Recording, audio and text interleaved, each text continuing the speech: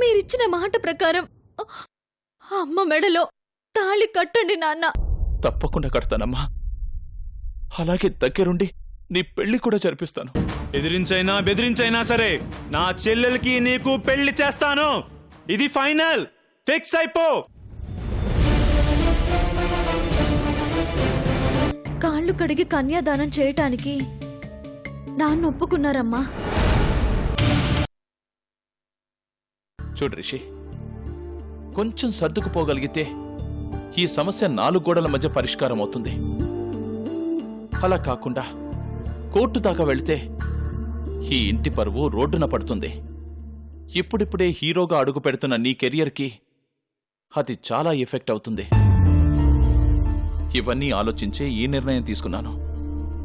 వీటన్నిటినీ మీ అమ్మాయికి కొంచెం అర్థమయ్యేలా చెప్పు రిషి.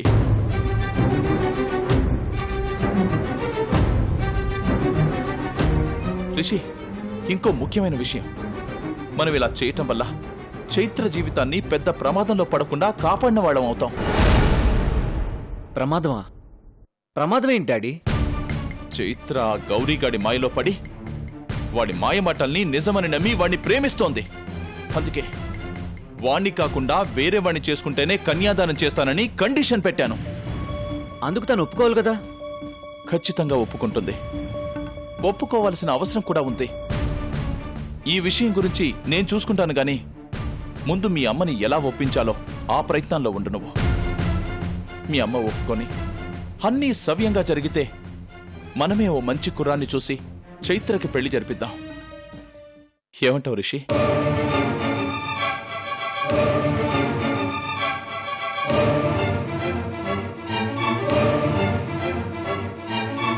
ఓకే డాడీ, ఇక నుంచి నేను ఆ ప్రయత్నాల్లోనే ఉంటాను.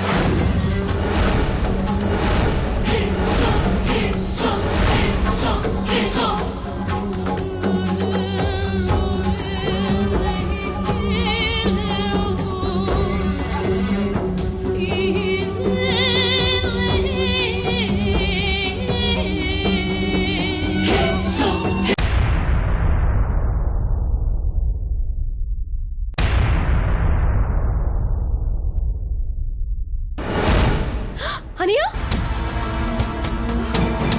అనియా, అనియా, ఏంటనియా? అసలు బుద్ధుందా నీకు? రాత్రంతా తాగుతూనే ఉన్నావా? అయినా మత్తెక్కట్లేదు. Oh shit. ఈ క్షణం ఆ చైత్ర గుర్తొస్తుంది. అది ఇచ్చిన షాక్ గుర్తొస్తుంది. ఏంటని నువ్వు అర్థం లేకుండా? నువ్వేమైనా దాన్ని సిన్సియర్ గా ప్రేమించావా? అది నేను మోసం చేసిందని బాధపడిపోవడానికి? నేను బాధపడుతుంది అది నన్ను మోసం చేసిందని కాదు, అత్తుకిచ్చిన మాటని నెరవేర్చలేకపోతున్నానని.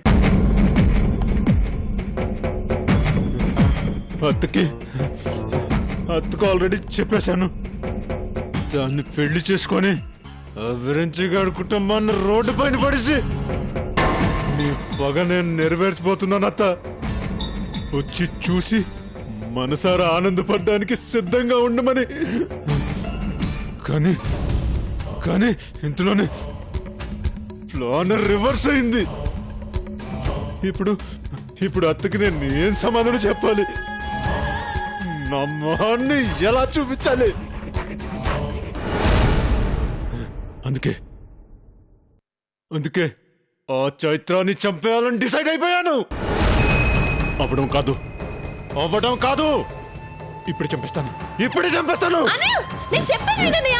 వదిలి చెల్లి. ఆగు. నన్ను వదిలే. ఆగు. నేను వదిలి చెప్పేది చెల్లి. విను. అన్నయ్య, వదిలి చెల్లి. అన్నయ్య, నేను చెప్పేది విను. నీకేమైనా పిచ్చి పట్టిందా?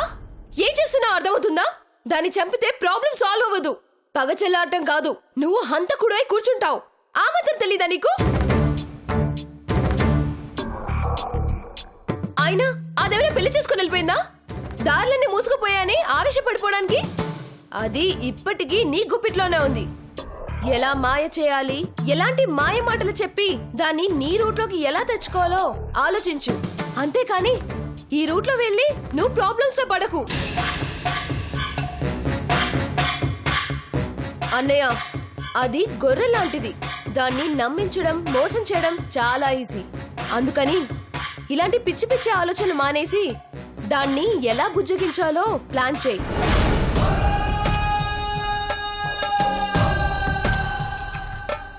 రాత్రంతా నిద్రలేదు.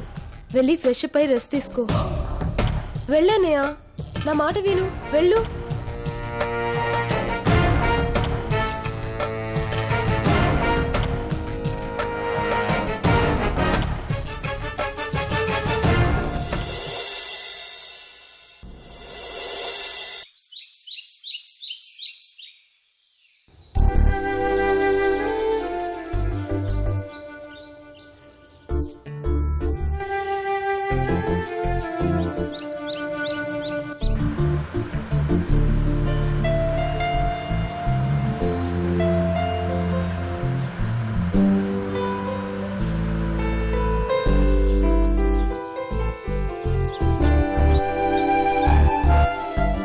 హాయ్ రిషి. ఏం హాయ్రా బాబు, ఎంతసేపు వెయిట్ చేస్తావు? ఎదురు చూసి నీరసం వచ్చేసింది తెలుసా? డీజీపీ మీటింగ్లో ఉన్నాను రా బాబు, అందుకే లేటు. ఏంటి అర్జెంటుగా మాట్లాడాలని ఫోన్ చేసావు? ఏంటి విషయం? నీ లవ్ మ్యాటర్ ఎంతవరకు వచ్చింది? ఇదేనా అర్జెంట్ మ్యాటర్? ఈ విషయం ఫోన్లో అడిగినా చెప్పుండేవాడిని కదరా. ఏదో కొంపలంటుకుపోయే మ్యాటర్ అనుకొని టెన్షన్గా వచ్చాను. రేయ్, ముందు నోరు మూసుకుని విషయం చెప్పరా. ఇంకెక్కడ పిరమరా బాబు. ఎంత ఫాస్ట్గా ప్రపోజ్ చేశానో అంత సింపుల్గా రిజెక్ట్ చేసేసింది. ఏం చేస్తాం? దేనికైనా ఆ అదృష్టం ఉండాలి కదా. ఒకవేళ ఉంటే పెళ్లి చేసుకుంటావా? ఏ, నువ్వు మాట్లాడేస్తావా ఏంటి? బాబు, అవన్నీ అయ్యే పనులు కాదు నాయనా. తను ఆల్రెడీ లవ్లో ఉంది. ఆ లవ్ బ్రేకప్ అయిపోయింది. తనకి పెళ్లి సంబంధాలు చూస్తున్నారు. ఇప్పుడు ఓకేనా? రిషి, నువ్వు చెప్పేది నిజమా? అవును. నేను చెప్పేదాకా ఆ అమ్మాయి ఎవరో నీకు తెలీదు. అలాంటిది తన గురించి నీకు ఇంత ఇన్ఫర్మేషన్ ఎలా తెలుసురా? పిచ్చ షాకింగ్ గా ఉంది తెలుసా? ఈ షాక్ లో నీకు ఇంకో షాకింగ్ న్యూస్ చెప్పనా? ఆ, తను ఎవరో కాదు, నా చెల్లెలు. నువ్వు ఒక్కడివే కదరా. నాకు తెలియకుండా నీకు చెల్లెలు ఎక్కడుంది? అదే క్రాంతి, మా డాడీకి ఇంకో భార్య. ఓహో, సౌదామిని కూతురా? అవును రిషి, సౌదామిని మీ నాన్నకు భార్య. సౌదామిని నువ్వు అమ్మ అని చెప్పుకోవడానికే ఇష్టపడవు. అలాంటి ఆవిడ కూతుర్ని నేను పెళ్లి చేసుకోవాలా? క్రాంతి, ఏంటి అలా మాట్లాడుతున్నావు? చైత్రను నువ్వు ఇష్టపడ్డావు, ప్రేమించావు. మరి ఇప్పుడేంటి ఇలా మాట్లాడుతున్నావు? చైత్రని నీకు నేను చూపించిన రోజు తను ఎవరని అడిగావే తప్ప నీ చెల్లెలని చెప్పలేదు. కానీ తన ప్రేమ చెడిపోయాక ఇప్పుడు నన్ను చేసుకోమని చెప్తున్నావు. అంటే అతను వదిలేశాడు కాబట్టి, ఇంకెవరూ చేసుకోరు కాబట్టి నన్ను చేసుకోమని చెప్తున్నావు, అంతేగా? దీన్ని స్నేహం అనరు రిషి, స్వార్థం అంటారు. క్రాంతి, ఫులిష్గా మాట్లాడుకో.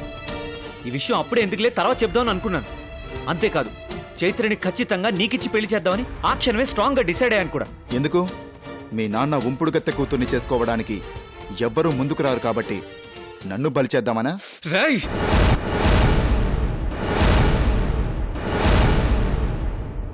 నీకు కోపం వచ్చినా ఇదే నిజం ఋషి. ఏంట్రా నిజం? ప్రేమించేటప్పుడు, వెంటపడేటప్పుడు ఇవేవి గుర్తుకురావా? పెళ్లి చేసుకునేటప్పుడు మాత్రమే కనిపిస్తాయా? నేను స్వార్థపరుని కాదురా, నువ్వు అవకాశవాదివి. ఇంత మాత్రం దానికి ఎందుకురా సిన్సియర్గా ప్రేమిస్తున్నానని చెప్పడం? నీ ప్రేమను నిజమని నమ్మి ఒకవేళ నిజంగానే చైత్ర నిన్ను ప్రేమించుంటే అప్పుడు కూడా ఇలాగే మాట్లాడేవాడుగా, ఖచ్చితంగా మోసం చేసేవాడుగా. నీలాంటి అదోని రిజెక్ట్ చేసి తను చాలా మంచి పని చేసింది. లేకపోతే అనవసరంగా బాధపడి ఉండేది. రిషి, నీ మాటల్లో ఆవేశం మాత్రమే ఉంది, కానీ నా మాటల్లో వాస్తవం ఉంది. నేనే కాదు, నా స్థానంలో ఎవరున్నా సరే ఇలాగే మాట్లాడతారు. ఎందుకంటే ఒక సంబంధాన్ని కలుపుకోబోయే ముందు ఎవరైనా సరే అటేడు తరాలు ఇటేడు తరాలు చూస్తారు. తెలిసి తెలిసి ఎవరు ఇలాంటి సంబంధాన్ని చేసుకోరు. ఒక మంచి కుటుంబంలోంచి కోడల్ని తెచ్చుకోవాలని చూస్తారే తప్ప ఇలాంటి కుటుంబంలోంచి తెచ్చుకోవడానికి ఎవరు ఇష్టపడరు, ముందుకు రారు. నీ చెల్లెల్ని చేసుకొని ఉద్ధరించడానికి నేనేం గురజాడనో వీరేశలింగాన్నో కాదురా, మామూలు మనిషిని. రేయ్ నోర్మీరా, నువ్వు అసలు మనిషివే కాదు. చదువుకున్నావు, ఒక మంచి ఉద్యోగంలో ఉన్నావు, ఇదేనంటారా నీ క్యారెక్టర్? ఛీ! నువ్వు నాకు బెస్ట్ ఫ్రెండ్ అనుకున్నాను రా, కానీ నీ క్యారెక్టర్ తెలిసాక ఇలాంటి వాడు నా ఫ్రెండ్ అనిపిస్తుంది. అంటే నీ చెల్లెల్ని చేసుకుంటే నేను మంచోణ్ణి, కాదన్నాను కాబట్టి చెడ్డోణ్ణి, అంతేగా? మాట్లాడకు. నువ్వు వద్దని చెప్పినందుకు కాదురా, వద్దని చెప్పిన కారణానికి నీ మీద నాకు అసహ్యం వేసింది. నీలాంటి వాడితో నాకు ఫ్రెండ్షిప్ అక్కర్లేదురా. ఈ క్షణమే కట్ చేసుకుంటాను. పో. రిషి, నువ్వు చాలా ఆవేశంగా. వద్దు, ముందు వెళ్ళిపో, ఇంకెప్పుడు కనిపించుకో. సరే రిషి, నేను వెళ్తాను. కానీ నీ కోపం వచ్చినా ఒక విషయం చెప్తాను. ఈ విషయాన్ని దాచిపెట్టి మీ చెల్లెలకి పెళ్లి చేయాల్సిందే తప్ప నిజం చెప్పి చేయలేరు. అది గుర్తుపెట్టుకో. అబ్బా, గొప్ప మాట మాట్లాడమంటే చంపేస్తాను. నీకంటే గొప్పని తీసుకొచ్చి నా చెల్లెలకు పెళ్లి చేస్తాను. చూస్తూ ఉంటా. నువ్వు ఇక్కడి నుంచి పోరా.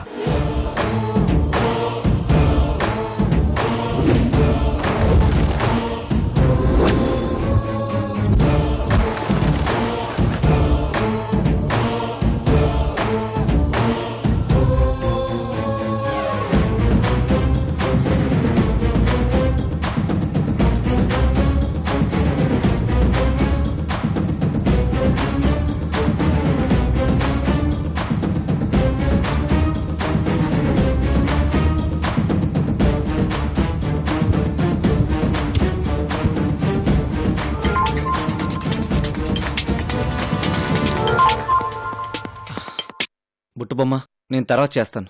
ఏ ఏమైంది హీరో? ఎందుకు గట్లున్నావు? చిన్న డిస్టర్బెన్స్. డిస్టర్బెన్సా? ఏమైంది? మాట్లాడే పరిస్థితిలో కూడా లేని బుట్టుబొమ్మ, తర్వాత మాట్లాడతాను ప్లీజ్. అరే ఏంది హీరో నువ్వు? ఎప్పుడు దిల్కుష్గా ఉండేటోడివి ఇట్లా నారాజ్ అయిపోతే ఎట్లా చెప్పు?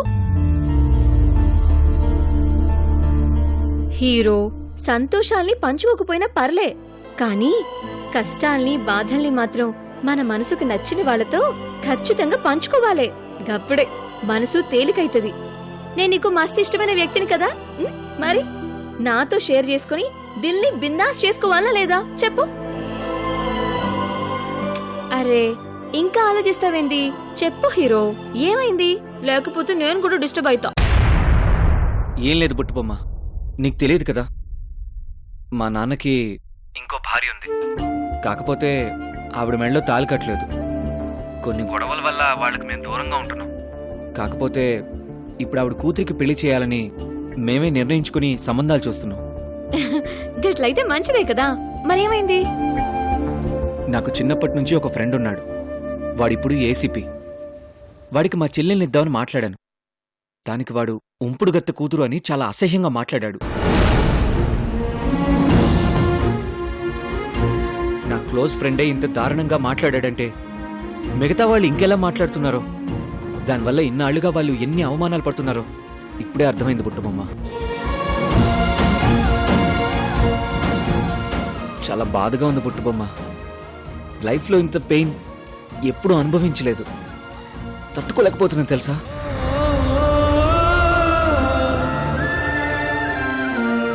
వాడి మాటలు పదే పదే గుర్తొస్తున్నాయి.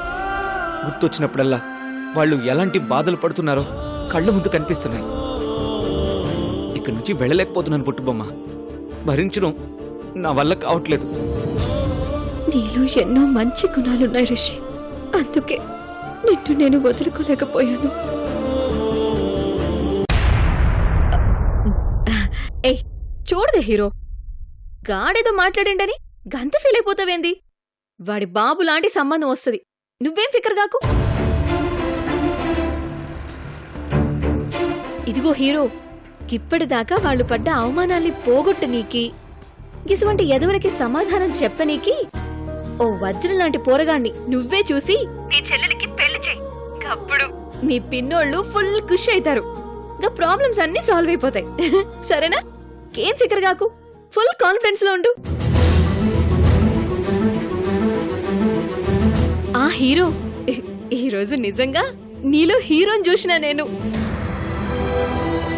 నీ చెల్లి వాళ్ళ గురించి నువ్వు బాధపడిన తీరు, ఆ పోరికి పెళ్లి చేయాలని నువ్వు డిసైడ్ అయిన తీరు, అన్ని అన్ని నాకు ఫుల్ గా నచ్చినాయి. నా దిల్లైతే మస్తుగా ఫిదా అయిపోయిందనుకో.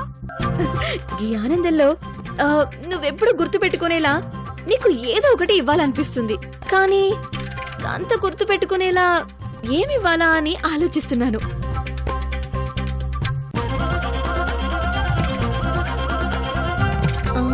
హీరో, మంచి హగ్ ఇవ్వనా? ఊరుకో బుట్టబొమ్మ, అసలే డిస్టర్బ్డ్ గా ఉన్నాను. ఇలాంటి టైంలో ఆట పట్టించి ఇంకా డిస్టర్బ్ చేయకు. ఏయ్, అదేం లేదు హీరో, నిజమే చెప్తున్నా. ఈరోజు రాత్రి మీ ఇంటికి వస్తున్నా, నీకు హగ్ ఇచ్చి పోతున్నా, అంతే. ఏంటి బుట్టబొమ్మ, నువ్వు చెప్పేది నిజమా? అరే ప్రామిస్ హీరో, నీ బుట్టు బొమ్మ మాట మీద నిలబడుతుంది. గా రోజు కిస్ పెడతానని పెట్టినా ఇప్పుడు అంతే. ఖచ్చితంగా ఓ హగ్గిస్తున్నా, ఫిక్స్ అయిపో, ప్రిపేర్ అయిపో. ఇదిగో, కళ్ళు మూసుకోమని చెప్పడాలు, ఫేస్ కి స్కార్ఫ్లు కట్టుకొని రావడాలు, ఈసారి ఇలాంటివి చేయకూడదు. మరి నువ్వు కనిపించేలాగే రావాలి. అలాగైతేనే రా. ఓ గట్లంటావా? సరే, నీ ముచ్చట కాదనడెందుకు, వస్తాది. నిజమా? ప్రామిస్? ఏయ్, ఇందాకనే ప్రామిస్ చేసి చెప్పినా కదా, మళ్ళీ అడుగుతావేంది? ఇదిగో, నువ్వేం డౌట్ పడకు, నేను వస్తున్నా, నా కోసం వెయిట్ చెయ్యి, సరేనా? బాయ్. Okay, bye.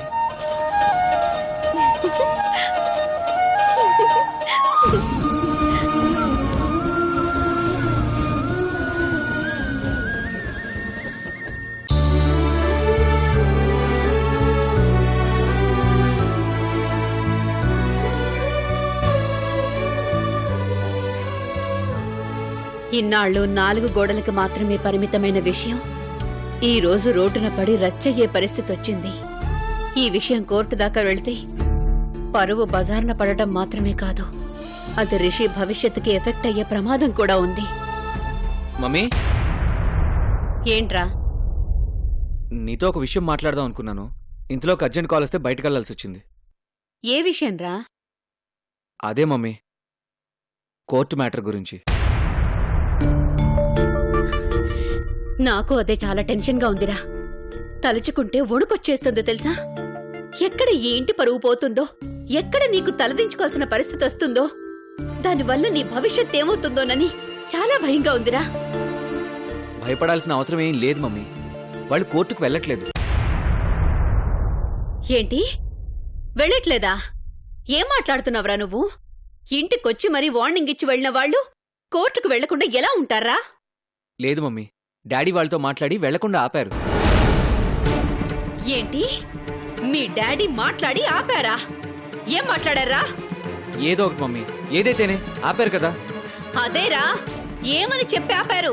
ఖచ్చితంగా కోర్టుకు వెళ్లాల్సిందే అని నిర్ణయించుకున్న వాళ్ళు దేవుడొచ్చి చెప్పినా సరే వెనక్కి తగ్గే ప్రసక్తే లేదని మంకుపట్టి పట్టుకుని కూర్చున్న వాళ్ళు వెనక్కి తగ్గారంటే ఖచ్చితంగా ఏదో బలమైన కారణం ఉండే ఉంటుంది. ఏంటది? చెప్పవేంట్రా? ఏం మాట్లాడారు మీ డాడీ?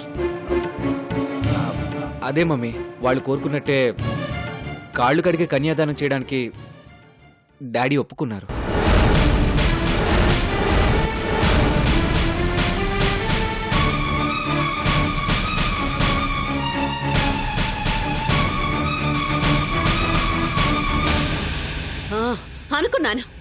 అనుకున్నాన్రా, ఖచ్చితంగా ఇలాంటిదేదో చేసే ఉంటాడని అనుకున్నాను. లేకపోతే వాళ్ళెందుకు వెనక్కి తగ్గుతారు? మమ్మీ ప్లీజ్, కొంచెం ఆలోచించు. వాళ్ళని ఆపడానికి ఎందుకంటే మరో మార్గం ఉందా చెప్పు? అయినా వాళ్ళెవరు కోట్లు అడిగారా, లేకపోతే ఆస్తిలో వాటా అడిగారా? జస్ట్ కన్యాదానం చేయమని అడిగారు, అంతే కదా. అదేదో చేసేస్తే వాళ్ళు ఆపరా! ఏం తెలుసని నువ్వు మాట్లాడుతున్నావు? ఏంటి జస్ట్ కన్యాదానమా? అలా చేస్తే ఆవిడ భార్యని, ఆ పిల్లని కూతురని ఇండైరెక్ట్ గా ఒప్పుకున్నట్టే కదరా?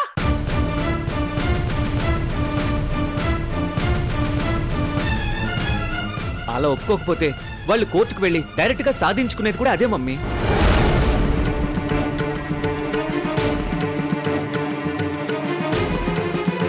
మమ్మీ మనం ఒప్పుకున్నా ఒప్పుకోకపోయినా సరే డాడీ ఖచ్చితంగా కన్యాదానం చేయాల్సిందే.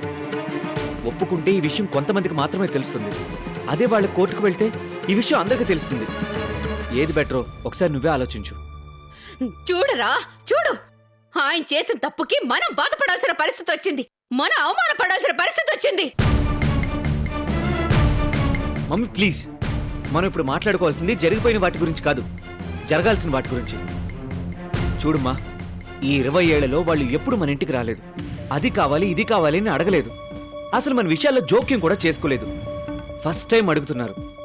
బాధ కలిగించినా ఇబ్బంది కలిగించినా సరే ఒక మెట్టి దిగి చేసేద్దాం మమ్మీ. వాళ్ళ కోసం కాదు, మన కోసం.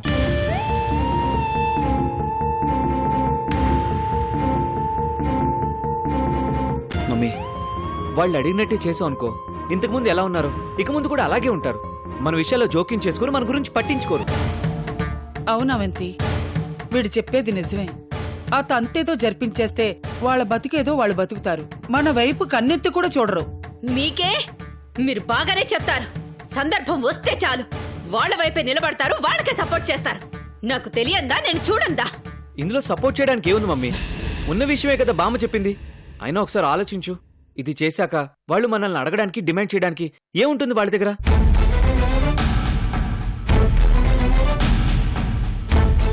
వాళ్ళ గొడవ వదిలిపోతుంది మమ్మీ. మనకి ఈ తలనొప్పులు టెన్షన్స్ ఏమీ ఉండవు. దీని తర్వాత వాళ్ళకి మనకి ఎలాంటి సంబంధం ఉండదు.